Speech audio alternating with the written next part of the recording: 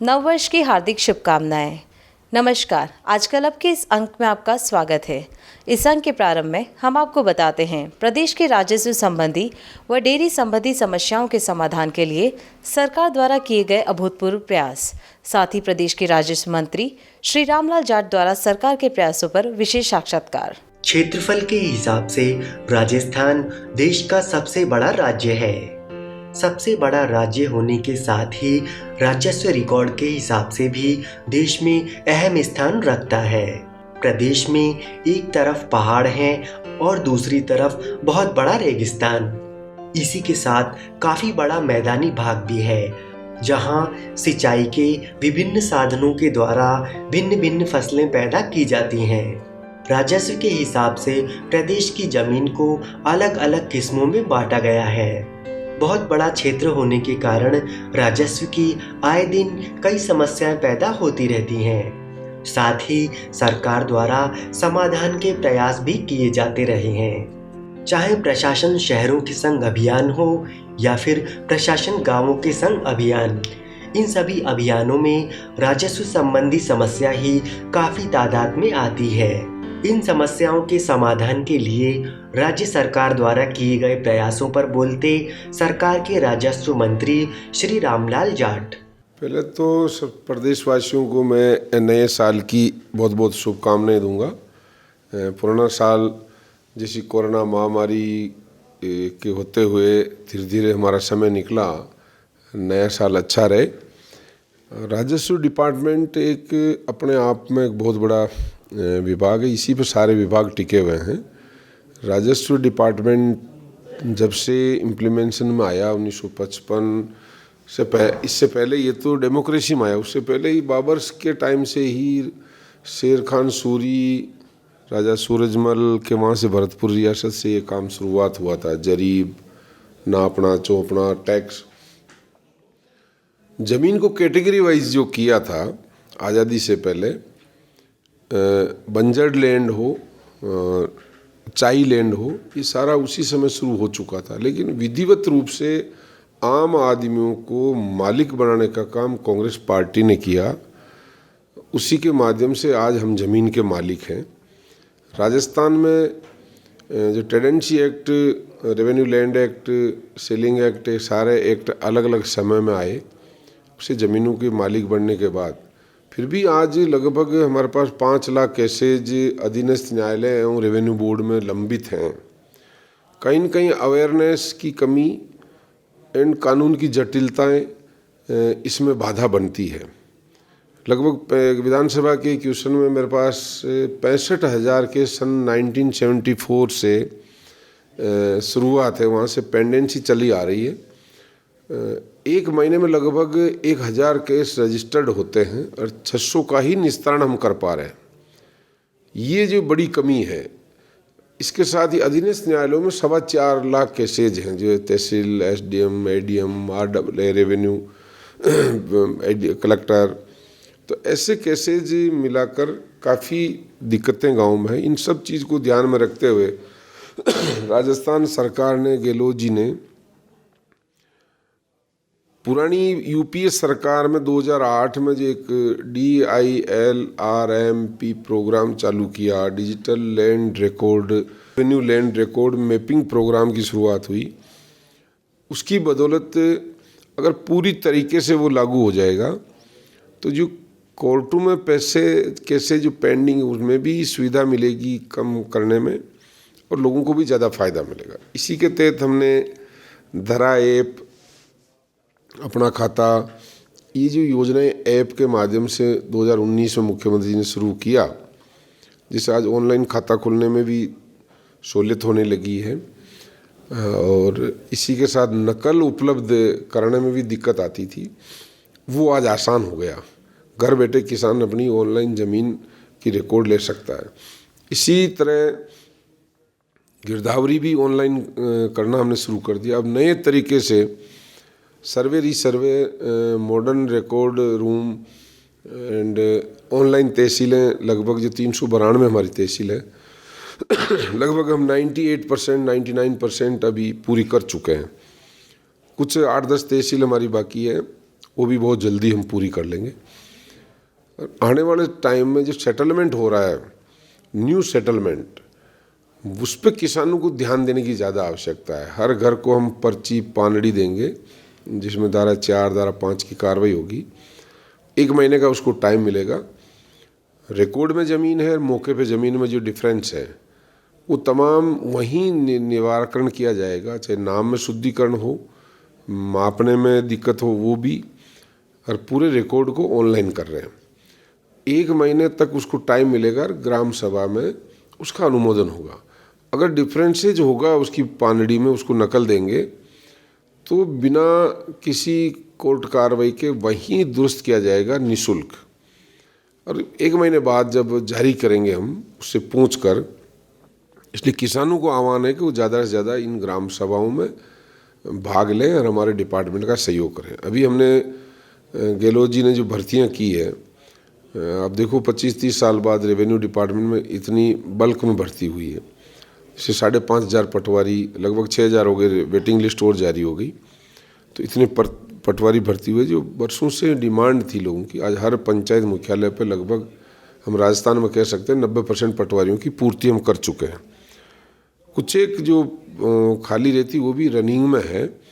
तो जो रिटायर्ड होते हैं वो चलता रहता है, एक साइकिल प्रोसेस चक्र है। बाकी कई अधिकारियों की कमी नहीं रख रहे हैं। राजस्व के साथ डेयरी एवं सहकारिता विभाग भी जुड़े हुए हैं, जो कि क्षेत्रीय विकास की संभावनाओं को तलाशते हुए प्रदेश के संपूर्ण विकास में कामयाब हुए। क्या कहते हैं श्री जाट इस विषय को लेकर? देखो, सबसे पहले तो मैं अशोक गहलोत जी को धन्यवाद दूंगा कि 5 रुपये लीटर उन्होंने सब्सिडी के रूप में किसान को स्पॉट प्राइस भी दिया। दूध का समर्थन मूल्य कहीं नहीं होता। लेकिन अशोक जी ने यहाँ राजस्थान के किसानों को, जो पिछली सरकार भारतीय जनता पार्टी में 2 रुपये हमने पहले चालू कर रखे, उन्होंने बीजेपी गवर्नमेंट ने बंद किए, उनको हमने चालू करवाया। प्लस उसके अलावा 3 रुपये और बढ़ाए, तो 5 रुपये पर लीटर आज राजस्थान के किसान को अलग से राज्य के अनुदान के रूप में मिल रहे हैं। उसे 2 फायदे हैं। मार्केट में जो गाय भैंस नहीं पालता, जिसके दूध की आवश्यकता होती है, वो महंगाई से त्रस्त होता है। छोटा व्यापारी भी है, मजदूर भी है, कोई छोटा कर्मचारी भी है। तो उसको मार्केट में सरकार का 5 रुपये लीटर समर्थन मिल गया तो उसको महंगाई से मुकाबला नहीं करना पड़ रहा है। दूसरा, किसान को अपनी चीज़ ज़्यादा महंगी बेच रहे हैं ताकि उसको सरकार से समर्थन मिल गया। तीसरा, जो किसान का लड़का जो कम पढ़ा लिखा है या आज बेरोजगारी ज़्यादा है, तो जो हुनर में पैसा दिया तो वो कोई गाय भैंस बकरी पालेगा तो 5 रुपये एक्स्ट्रा मिल रहे हैं तो वो अपने व्यापार को आगे बढ़ाएगा। प्लस दूसरा, शॉर्टेड सीमन जो हमने शुरुआत की है, जिसे बछड़ी ही पैदा हो, 90% गारंटी है, जो हमने चालू करवा दिया। 40 लाख डोज राजस्थान में निःशुल्क सरकार की तरफ से दी जा रही है। इसी तरह हमने डेयरी के माध्यम से भी, हिंदुस्तान जिंक वेदांता ग्रुप से भी हमने सहयोग लिया। जिला कलेक्टर को हमारी कमेटी है जिसमें DMFT फंड से भी हमने उस शॉर्टेड सीमन में पैसा लिया। तो इससे हमारे बछड़ियाँ पैदा हो रही। आने वाले समय जो आवारा जो रोडों के ऊपर गायें घूमती है उनमें कमी आएगी। प्लस जब इनकम गाय देगी या भैंस देगी तो लोग उसको घर में स्वतः ही पालेंगे, तो उसकी आर्थिक स्थिति भी मजबूत होगी। ये तमाम चीज़ें हमने डेयरी के माध्यम से, इसके साथ ही हमने अब आने वाले टाइम में गोबर से खाद भी बने और गोबर से CNG गैस भी बने, ये प्रोविज़न डाला है। ये हिंदुस्तान राष्ट्रीय डेयरी विकास बोर्ड का दूसरा प्रोजेक्ट होगा। पहला बनासकांठा में है, दूसरा भीलवाड़ा जिले में लगना जा रहा है, जिसके पैसे स्वीकृत हो गए, ज़मीन भी हो गई। अब हम लगा रहे हैं जिससे, क्योंकि रॉक फॉस्फेट जो राजस्थान से ही उपलब्ध होती है, गुजरात में भी वहीं से जाती है, तो गवर्नमेंट सेक्टर में जो कोई यूज करता तो उसको सरकार रियायती दर पर देती है। हमने चीफ सेक्रेटरी अध्यक्ष हैं, उनसे भी चर्चा की है हमने, तो उनकी भी परमिशन आई RSMM की, जिससे हम भीलवाड़ा में आने वाले समय जो ऑर्गेनिक जो पॉन्ड DAP है वो उपलब्ध होगा। वो मार्केट रेट में आज 800 रुपये में उपलब्ध होगा, और गोबर हम 1 रुपये किलो में खरीदेंगे, तो यानी किसान के दोहरा लाभ होगा। डेयरी विकास और पशुओं के रखरखाव में भीलवाड़ा जिले की सुवांगा दुग्ध उत्पादन सहकारी समिति भी अपना अहम स्थान रखती है। समिति द्वारा पशुपालकों को दी गई सुविधा के आधार पर पशुपालकों के जीवन में आमूलचूल परिवर्तन हुए हैं। क्या कहते हैं इस समिति के अध्यक्ष, सचिव और अन्य पशुपालक अपने विकास के बारे में। किसानों को 30 मशीनें भीलवाड़ा डेयरी की तरफ से सब्सिडी वाली 30 मशीनें, कुट्टी मशीनें भी दी गई। और जो भी यहाँ पे किसान के बच्चे पढ़ रहे हैं उनको छात्रवृत्ति भी मिलती है। और जो भी अगर कोई किसी के शादी है, लड़की की 18 साल बालिग होने के बाद शादी कर रहे हैं तो उसको सिलाई मशीन भी डेयरी की तरफ से दी जा रही है। और बहुत से फ़ायदे हमारे को, बहुत जो डेयरी में लोग दूध देते हैं उनका पैसा भी टाइम टू टाइम आ रहा है और उस पैसे से लोगों का सही टाइम पे उपयोग हो रहा, तो लोगों को फ़ायदा भी मिल रहा है, तो लोग डेयरी से खुश हैं अभी। मेरा नाम सोमेश्वर जाट है, स्वाना समिति का व्यवस्थापक हूँ। मैं रोज़ का 1500 से 1600 लीटर के बीच में कलेक्शन करता हूँ। स्वाना ग्राम में बहुत सारे पशुपालन बिजनेस से जुड़े हुए काश्तकार है जो 100 लीटर 150 लीटर पर डे उत्पादन करते हैं।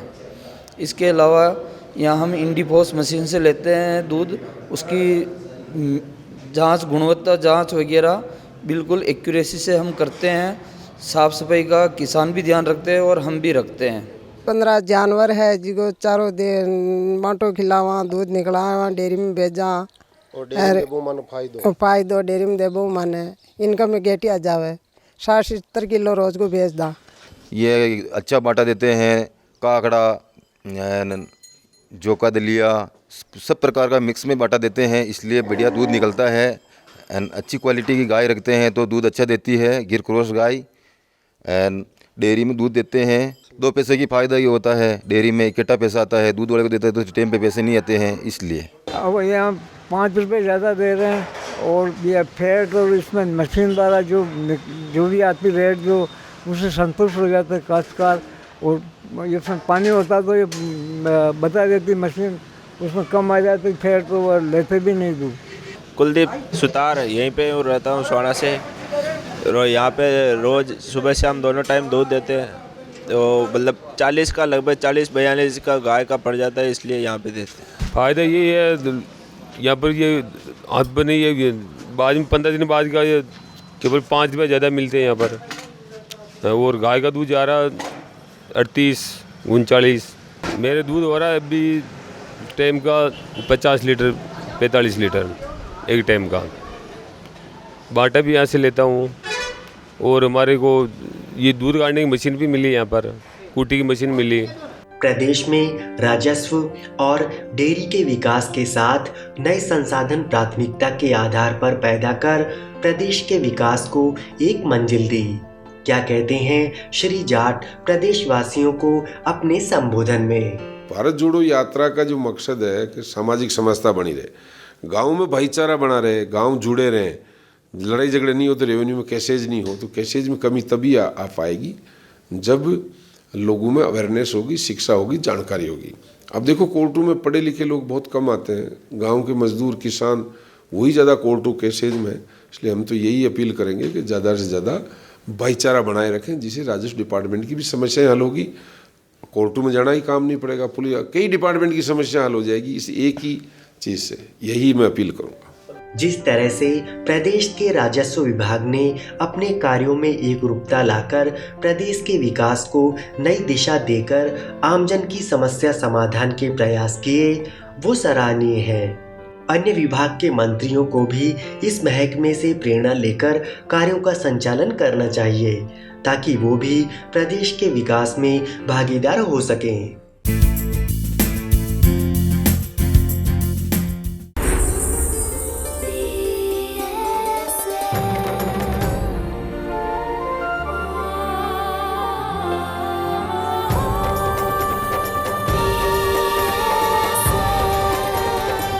BSL Suitings, excellence from the land of heritage.